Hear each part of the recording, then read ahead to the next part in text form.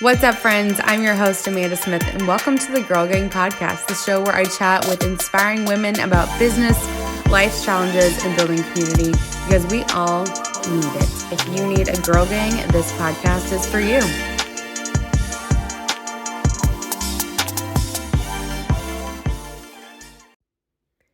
It's time to stop trading time for money and start reaching more clients and making a bigger impact. And you can do that with online courses. Try Thinkific for free today. Thinkific.com/DGG. That's THINKIFIC.com/DGG for 30 days free. Try it today. Girl Gang podcast listeners, this is a throwback episode. We reached back into the archives and pulled some of our all-time favorite episodes. There are 4 different clips from 4 different conversations. All the episode info is in the show notes for you to check out the full conversations. Enjoy! Learning to navigate as a business owner, period. Like what that looks like for me, what skills and strengths I have that will help me in that area, and what areas do I need to work on so that I don't slip in some areas too. Right. So time management, the whole researching thing, all of those things, that is not just you. It's a common thread in many of us. Whether it's just like your job or your business, or maybe you're just dabbling in a side hustle or something. Everybody that I've talked to has talked about time management and has talked about researching to the point of you really didn't get anything done. Mm-hmm. It's like you open Facebook or you open Instagram and you're like, I'm going to go reach out to some people or XYZ, whatever actionable things are in your brain, but then you just scroll and double tap and look at people's stories. And then you're like, oh, I worked my business. Bull. Yes. You did not work your business. So it took my husband to point that out to me because, some of those late nights when I'm getting to bed at 2, 3 o'clock in the morning, and then the next day, like he'll say something to me and I'm like, because he'll say something about what time I went to sleep. And I'm like, I was working. Like, what are you talking about? Like, why are you questioning me? Blah, blah, blah. And he like, tell me what you did. And so as I think back on it, I would look at something on Facebook or look at something on Instagram. And before you know it, I'm just scrolling and scrolling. An hour later. And yes. And you're right that like, no, you're not working your business. Don't even nothing that you did brought you any money. Yeah. Business owners, you don't have the luxury of the mindless scrolling anymore. At all. If you are a business owner and you are using social media, Facebook, if you have a website, whatever, that's no longer a luxury. Now, maybe if you take off on Sundays and you want to scroll, go for it. Right. But you have to be so intentional about your time. And I'm not saying that because I've got it down. I'm saying that because that's what works when I do it. So I know what works for me. I know what systems I've put in place as far as like, okay, this is how I schedule things. This is how I plan this. What are some maybe tools or apps or whatever that you've used that have helped you be organized? Make sure you get done those top priorities, like what needs to be done today, what needs to be done this week, and help you be so productive. What's helped you? So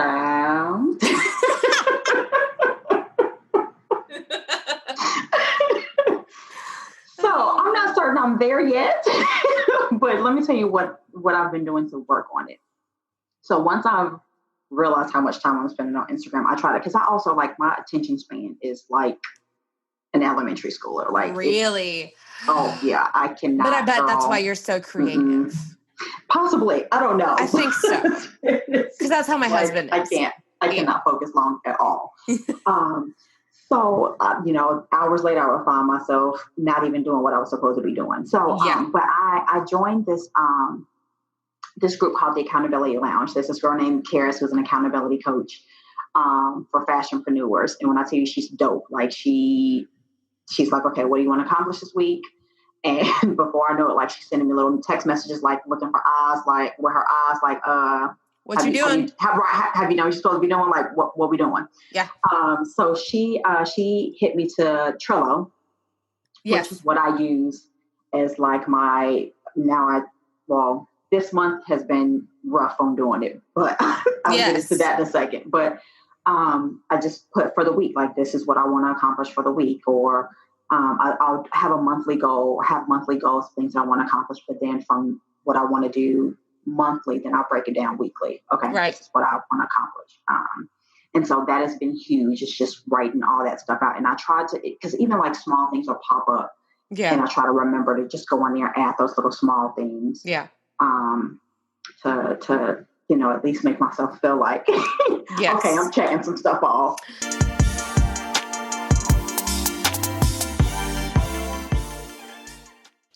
Yeah. So, I didn't have a business plan. Like, that was not part of my thing. My story is not, I had an idea and then I wrote it all down and I built a board of advisors and then I raised a bunch of money and I launched a business. That is just not my story. My story is I was doing something completely different.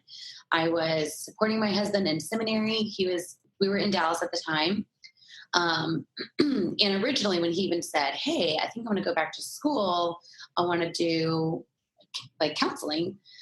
Think you can provide for us? Do you think you can make enough money somehow? I don't even care what you do for us to live for a little while. I'm like, yes, I got this, babe, So from that moment though, I arrived in Dallas and didn't really know how long school was. I was suddenly like, 3 years for me to fully support our whole life, right? Any vacations and mortgage. And we had started a family by then. I wasn't fully aware of what I had signed up for. And anyway, so I was doing a lot of different things. I love to sell. So I was selling makeup. I was selling, I was doing marketing for a doctor and kind of selling his practice, driving around and giving out pamphlets and introducing other doctors, basically almost pharmaceutical sales, but for a human and a practice. And then I was doing graphic design on the side and had started this kind of design business, which was my passion and my heartbeat, and the thing that actually ended up producing most amount of the income for our family, which was what is so cool too, right? I was doing all these other things just to try and help ends meet. But really, as soon as I kind of weeded out those things and focused on my design and kind of logo business, started building websites, that was a new thing at the time. That was what really took off. And so most of my time I was doing design. And that was when I'm a pen and paper person. And so I had made a little tiny notebook with my logo on it and took it to a logo client and said, I'm just writing notes for what I'm going to design for her logo. And she said, okay, can we stop talking about my logo for just a minute? But when I'm done with the logo, or when you're done, can I get these notebooks with my logo on them? And so that was kind of the first moment when I came home to my husband and I just said, hey, I've got an idea. I don't know if this will flesh out or if more people would want these, but this person wants pricing for these notebooks. And he just said, this is awesome. And as we were starting to think through family, my logo, I'm only available X amount of hours during the day, right? Because your time is your time. And, we were kind of like, well, what if we put these online and people could buy them, or you design it once and you sell 10,000? That's a scalable thing, right? Yeah. It's a product, not a service. Mm-hmm. And so, that's how the very beginning, that's how it started. It's just I'm so curious. You said you made your first notebook. Literally went to Hobby Lobby, got all the supplies. Totally. Yep. I printed it out on, actually, I think I started with stickers. Moo had just started. It was really revolutionary to do a business card that was different, right? That wasn't, you have to print 2,000 of one thing, right? And as a designer, I love to change my mind. And I think whatever I designed last week is old news. And so Moo had come around and you could get all these different business cards. And so I think they had launched stickers. And so I uploaded my logo to a sticker and put it on my notebook. And then it just progressed from there. So I printed out, actually then put my logo on a design, like a striped pattern, and printed it out on a piece of cardstock and folded it over and round cornered it and stapled it with those old school staplers that can go really far. So I just had made them very casually. Yeah. I love it. So for you, as Mica, as a person, have you always been this kind of like do-it-yourself, go-getter person, or did this kind of spark that in you once you were trying to provide? No, I've been like this Like forever. Me, for sure. It's kind of it's a blessing and a curse, just like everything, right? Everyone's strengths have, I wouldn't even say a dark side, but just challenges that come along, right? I don't have a deep dark side to my craziness, but I love to blaze my own path, and that feels more comfortable to me than actually just doing the typical thing, right? Even in school at A&M, I was a business minor, and people were getting their suits ready for the career fair, and I'm like, what are you doing? Like that's the thing that we have to do. Why don't we just go knock on doors or show up? And I just went a different route always, and so I think the answer is I guess I've probably always been like that.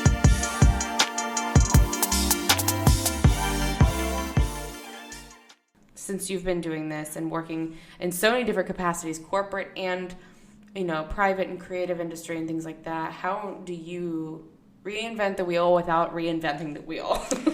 Yes, so that's a challenging part of all of this. I think it's a mixture of not necessarily creating or recreating the wheel, but I think the best way to describe it is like after I'm done with an event and I either survey my attendees. I haven't done a ton with Heatherland events as far as social events or social event planning, but maybe the people that hired you. Exactly. I survey those clients and those people, and a lot of the people that I've worked with over time, just getting feedback from them and seeing what I could, kind of implement into my next event, and knowing how I could give my audience the best possible experience, and maybe what I missed on that last event. Yeah. And so that's kind of the goal always, is to kind of survey, get feedback, and then, decide what the next event is going to be and what I'm offering and what I'm hoping the attendee is going to get out of it. Yeah. So listening to those people, I think that's super key. Mm-hmm. So I want to go back just for a second. So you have been based out of Kansas City forever, and I just want to kind of figure out like you as a person. And I think what's so interesting, knowing you as a friend and kind of, like as a colleague, if you will, which is weird as an entrepreneur to say, like, I have a colleague anyway. I feel like it's a weird thing to say. But I think you are very extroverted. Yes. Very much so. Okay. Yes. Are you like big into personality tests kind of thing? Not really. Not really. No, I am big into energy. Yes. So like when I feel like what I've always been told in my life is that my energy can light up a room. Mm-hmm. I feel energy of other people. Mm-hmm. And, I try and either, meet the energy in the room and feel if I can kind of gradually make it a little bit higher, or, if it is really high, I excel. Yeah, very well. Like, I'm here. Yeah, like, yes, this is my Fearless conference was like all me. Like I was walking down those hallways talking to everybody and all the people, and it was great. So that's definitely where I thrive, is in an energetic and thriving environment. Yes, that's me too. I think it's like if I worked a traditional like office job with a cubicle, I would be the person walking around and be like, "Hey, Barb, what's up, Steven?" Like talking to every single person, and they would be like, "You're never at your desk," and I'd be like, "Yeah, I know. There's just so many people to talk to." Oh yeah. That's me. That's me at my corporate job as well. Yeah. Like everyone's just like, "Hi, Smiles," and I'm like, "Oh my gosh, people." I'm not always happy, but I try to be. Okay, so I want to talk about that. So you're super extroverted, and I think we both know, being extroverts, we're always the host, we're always on, and that is exhausting. Yes. And so very. This was not on our questions, but I think, how are you taking care of yourself? How are you recharging? What fills you up? Like I was at an event yesterday, and this was more of like a Christian focused thing, but still like amazing. I saw like 15 of our Dallas Girl Gang girls there. And I was like, this is great. And it was all about a day to like fill yourself up, because we all do things, whether we're introverted, extroverted, we're doing things for other people at our job, and our families, and our lives. What are you doing as an extrovert to take care of yourself? Are there things that you've struggled with that you're trying to figure out, or no? Yeah, absolutely. Right about this time last year, I went through a major, just overwhelming breakdown, chaotic. There was way too much going on. And I didn't know how to handle, I didn't know how to handle the workload. I just launched HLE. I still had, I still do to this day have my corporate job. Just a lot of demand. Over time, I figured out how to, decompress. I figured out that I need alone time. So on the weekends, I typically take a Saturday off, and then I work on Sundays. But on my Saturdays, I will either have plans to do something with friends, or I will stay in, and I will nap. I will recharge. My mom is a masseuse, so I get lucky there, and she gives me massages when I am home. She doesn't live here, so it's not all the time, but get your mama's number. Get her number. She does it out of the home. She really doesn't do like many clients anymore, but so that's kind of my I need to recharge. And I've realized, even though I'm an extrovert, I'm very much introverted and need my own time. And if I don't get that in a week, you can tell, because I'll be overwhelmed. So when I'm traveling back to back on weekends, I really have to prepare myself for those trips when I know I'm not going to get a lot of downtime, and I have to find other ways to get or I get a 15-minute cat nap. I am a person who actually can revive myself by 15 minutes of sleep. And congratulations. You're one of the few. My dad is he will sleep right after work every day for 15 to 20 minutes, and then he's back and he's there the rest of the night. Yes. This is what he does. He goes into his office, he gets a pillow, lays on the floor. And sleeps for 20 minutes. He's fine. Oh, yeah. My dad's watching the TV, but he's completely asleep for 15 to 20 minutes of it. And then he wakes up and he's following along with the news. I'm like, okay, Dad. Yeah. And he's up the rest of the night, and then he just goes to bed like a normal person, but every day. And we are the same person. I need my 15 to 20 minutes, and I can recharge.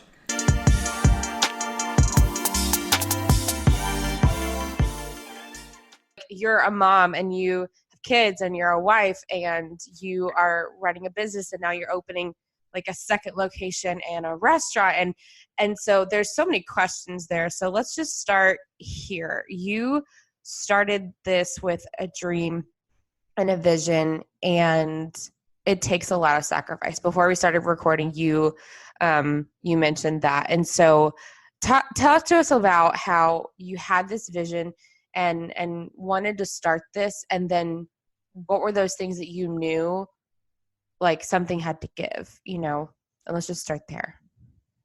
Oh, that's a loaded question, girl. I know. We could spend the whole podcast talking about that. Right. Yeah. Well, thank you for having me at that conference. I still get emails from that. That was really cool. Awesome. I've gotten a couple of really cool emails from people that just want to know more, and said that, they couldn't believe how much I opened up. Me. We need it more. Well, I think, like you said, you see all the good stuff typically on social, and I'm in that camp too, but I think it's important to talk about everything, because it's not all roses and rainbows. So yeah, getting to Freestyle was it was a short journey in so many ways, and it was long in another, because it was an organic business that grew out of a need. It was something that I wanted as a shopper, as a consumer. And so I created it, by saying that, for those that don't know the story, it was a one-time holiday market. And I really thought that's all it was going to be. And maybe once a year, every year, but that was the intention. And then, over time, it's just really grown by continuing to organically grow it through things we think the community wants, by listening and pivoting with them. All that said, 10 years in now, this fall, we've grown to a place that we're quite large, not in staff, but in blueprint and footprint and what we're doing. And so there's constant challenges and sacrifices, as you said, whether that be for my family, time away from mommy, whether that be sacrifices for me personally, not seeing friends as much or traveling as much or having flexibility, financially. I mean, there's sacrifices in all sorts of areas, but there's also like successes and victories and tiny victories that, keep you going. Right. So it's kind of a mixed bag of emotions every day, especially as we're in this really big expansion growth period. The growing pains are so real right now. But so are the successes. And I don't know. I think the moral of the story is that you just have to know every day is going to have its good and its bad. And I just have to constantly weigh out what's worth it more. And right now the good outweighs the bad, and it just keeps me going and keep my head down and working hard. So there's so many questions that I could ask you. I know. Moment. And selfishly, I want to know for myself, but there's got to be a component of like, do you ever feel guilty for, I haven't seen my best friend in a couple of months, or like I've been gone 3 nights a week for 2 weeks and I have, like with your kids or your family and things like that, when as an entrepreneur and as a business owner, it takes so much, especially when you are the leader and the visionary of it all. Like, you're very key. You have to be there. So how do you deal with that? I know when you asked when we were recording if I was at the office, it's like, if you want to find me, you know where to come. I live here. You live there. There is guilt. My guilt lies more with, I think, the mom guilt thing, which if anyone's a mom, I think no matter if you work or don't, like there's mom guilt in all decisions, whether it's, did I make the right decision on what they ate? Or, for me, it's very much so like more of my time. But there's tons of that. Outside of the mom guilt, I've really kind of shed any other guilt. To be really honest, I don't struggle with that so much. I struggle more with like, just, am I doing the right thing for my kids, for me personally, for my marriage, for my friends? Like, will I look back and say, I spent my time wisely? Where, instead of maybe not working as much and being available more, or spending more time with my friends, or maybe less stressful, because we all know that stress leads to a lot of really bad things. So I think more like that. And I ask myself that daily. That is a check-in I have every single morning over my cup of coffee and the 5 minutes of peace I have before my kids wake up. And I mean that. Like, I literally do that check-in.